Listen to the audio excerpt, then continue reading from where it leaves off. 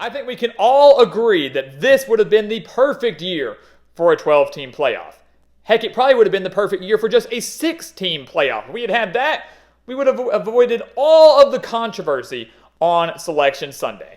But unfortunately, we have to wait one more year for that 12-team playoff to come into place. But it got us thinking, what would a 12-team playoff have looked like this year? What would the matchups have been? Who would have won the whole thing? Well, that's what we're here to break down today. So welcome back to the Gridiron Expert, guys. We're so glad you could join us today, taking a look at the hypothetical 2023 12-team college football playoff. As always, please continue to like, comment, subscribe, share our videos, and check out everything down in the description below, including our holiday special over on the gridironexpert.com. We are offering you every single spread pick for every college football bowl game and every spread pick for every NFL playoff game for one very, very low price. Our holiday gift to you. Go check it out. Guaranteed winnings, hitting over 60% of our bets this year, have hit over 60% of our postseason bets each of the last 5 years. We want you to take advantage of that and sign up and win big with us today. Again, the link for that down in the description below over on the gridironexpert.com.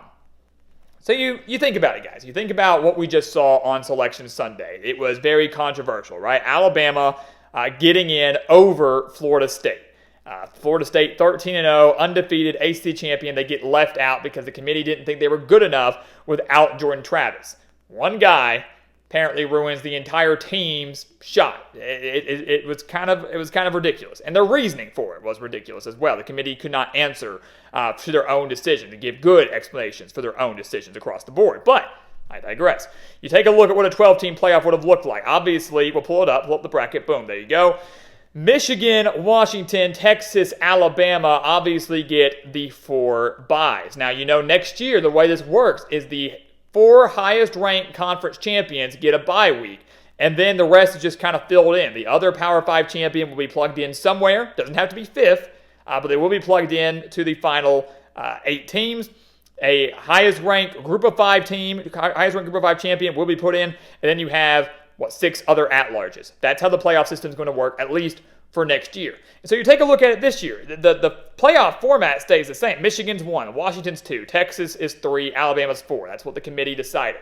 Florida State would then be number 5, really just filling in those final 12 teams in their final set of rankings. But take a look at the opening matchups. I mean, what a playoff this would be. Remember that those opening rounds, your 8-9, 5-12, 6-11, 7-10 games would all be played on campus.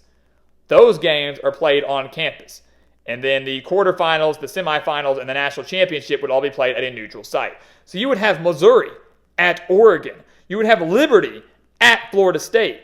Penn State at Ohio State. Ole Miss at Georgia. So yes, those 2 games that we just mentioned are games that we've already seen, but who cares?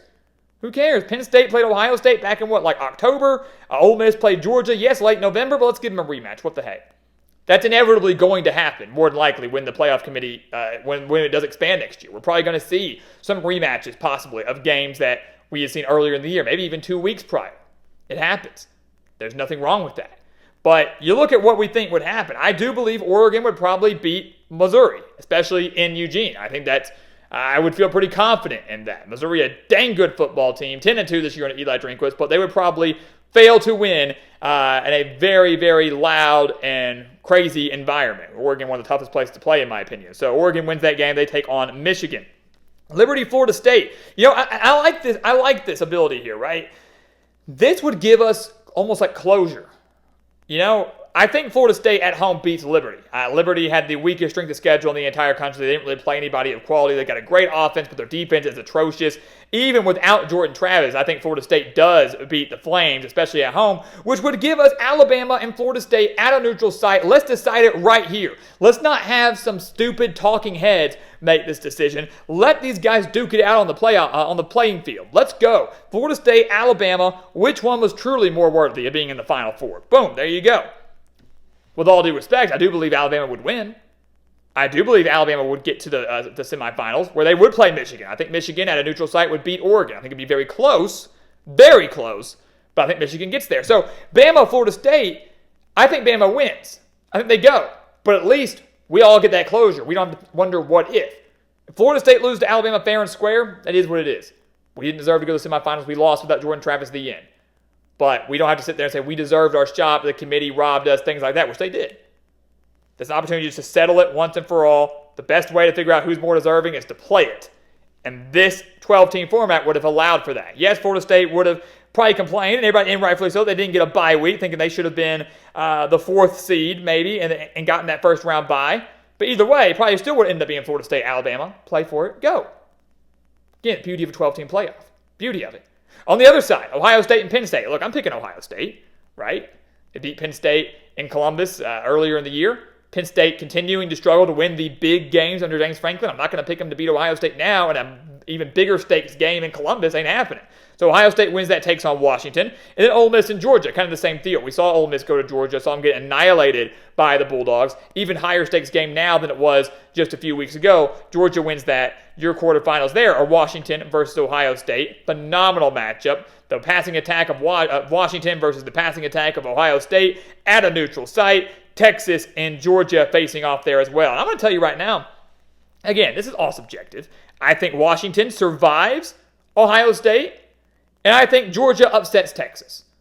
I do believe Georgia is one of the best teams in the entire country. And again, I think it is interesting. I get it, but I think it's interesting that, had Georgia lost to Alabama by 3 points in week 8, Georgia would have fallen 2 spots in the rankings probably. That's it. But because Georgia lost in a conference championship game with a team like Texas breathing down their back, with Alabama still in contention, obviously Florida State trying to fight for their spot and things of that nature, because of that, Georgia fell from 1st to 6th. Any other time in the season, they do not fall 5 spots. It does not happen. Not a chance. But because of the way it happened, they dropped 5 spots. So Georgia, obviously much better than 6th in the country. They're still a very, very good, very elite team. And I think they would take down Texas. Do I think it'd be close? Yes, but at a neutral site, I think they were able to take down the Longhorns, which would set up Washington and Georgia in your semifinals. So our Final Four in this 12-team playoff, predicting it out, Michigan and Alabama, we have remaining the same. But then on the other side, the only thing we changed is Georgia. We think Georgia gets in to the playoff. And that's the beauty of the 12-team playoff, guys, right? Everybody says it's going to end up being the same anyways. The top 4 seeds are going to go to the semifinals, just making them play more games. I disagree. I think we're going to see plenty of upsets. I think we're going to see plenty of changes. I think you're going to see teams get into the Final Four that otherwise would not have been in that position. For example, Georgia. For example, Ohio State, if they were able to upset Washington. Oregon, if they were able to upset Michigan. Florida State, if they take down Alabama. There are opportunities for these teams to get to that Final Four, to get to that national championship game. But predicting this out, we would have Michigan, Bama, Washington, Georgia. What a playoff it would be. It would be absolutely epic. It'd be a lot of fun. And that's why I am an advocate for the 12-team playoff. I'm excited for it. I think it's going to be better for college football. It's going to prevent this type of catastrophic and ridiculous controversy that we just witnessed. You're never going to make everybody happy. You're never going to make anybody happy. The committee is not going to be able to always please every fan base. Eventually, it's going to be the 13th ranked team got robbed. The 14th ranked team got robbed. Eventually, you got to draw a line somewhere. If you can't make a 12-team playoff, you don't deserve to be in there anyways. Just my take. NFL does 7. NBA does 8. If you can't make the top 12, you're not good enough to be contending for it anyways. But this is what we believe. This is what it would look like this year. This is what we believe would happen, and I'm not going to predict the semifinals. We'll leave that to you in the comments. Who wins between Michigan and Bama? Who wins in a hypothetical between Washington and Georgia? If we predicted these games, we might be giving away our picks for the real semifinal matchups. We will be releasing those here in just a few weeks as we predict every single bowl game right here on the channel. But this is what a 12-team playoff would have looked like in 2023. This would have been the perfect year to implement it. But per usual, the playoff committee, the NCAA, has failed us. What a shock.